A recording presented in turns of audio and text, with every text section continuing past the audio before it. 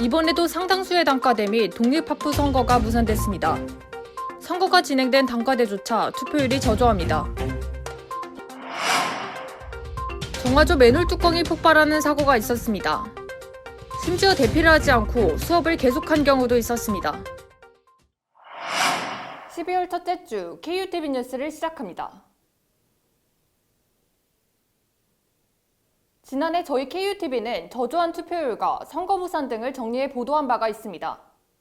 올해도 역시 투표율은 저조했고 8개의 단위에서 비상대책위원회가 구성됐습니다.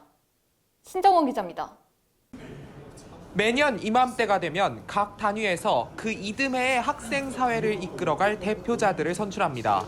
하지만 지난해에 이어 올해도 학생 사회는 위기 상태입니다. KUTV는 지난해 학생사회 선거에서 입후보자 부재와 당선인 사퇴 등으로 비대위 체제가 구성된 점과 이전보다 투표율이 더 떨어진 점을 보도한 바 있습니다. 그렇다면 올해는 어떨까? 올해 단과대 및 독립학부들 중 정상적인 선거 과정이 진행된 곳은 16곳 중 단 8곳에 불과합니다. 나머지 8곳은 입후보자가 없어 선거가 무산되고 비상대책위원회가 결성됐습니다. 선거가 진행된 곳은 저조한 투표율로 난항을 겪고 있습니다. 아마 학생사회 학우분들이 참여율이 저조하는 이유는 제가 학우분들이 사용하는 SNS의 범위가 넓기 때문에 홍보물이 효율적으로 전해지지 않는다는 점, 자신들의 일만으로도 바빠서 이제 학생사회에 참여하기 좀 부담이 된다는 점, 그렇게 두 가지라고 생각합니다. 비상대책위원회가 구성되면 예산 편성이나 중앙운영위원회 참석 등의 문제로 어려움을 겪게 됩니다. 학우들의 적극적인 투표와 학생사회에 대한 관심이 절실해 보입니다. KUTV 뉴스 신정원입니다. 지난달 경영대학 건물 부근에서 정화조 맨홀 뚜껑이 폭발하는 사고가 발생했습니다. 사고 경위와 학교의 대처 과정을 김다민 기자가 알아봤습니다. 12일 오후 4시경 LG포스코 경영관과 경영본관 사이 정화조 맨홀 뚜껑이 폭발하는 사고가 발생했습니다. 맨홀 뚜껑이 경영본관 5층 처마에 박혀 파편들이 건물 아래로 떨어졌지만 인명피해는 없었습니다.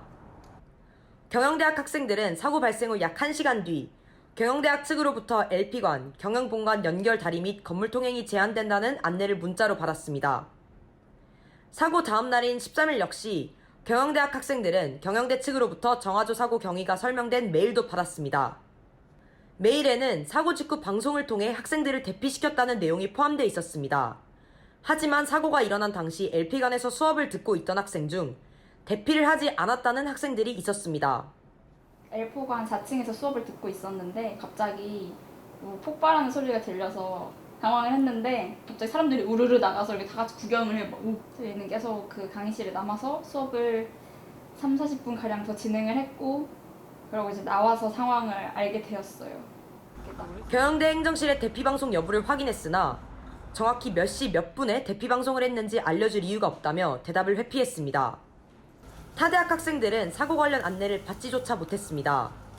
LP관에서 수업을 듣는 타대학 학생 중 건물 통행 제한 사실을 안내받지 못해 원래 다니던 길로 왔다가 돌아가야 해 수업에 지각하는 학생들도 있었습니다.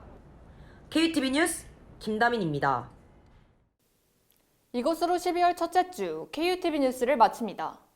시청해주신 학생 여러분 고맙습니다.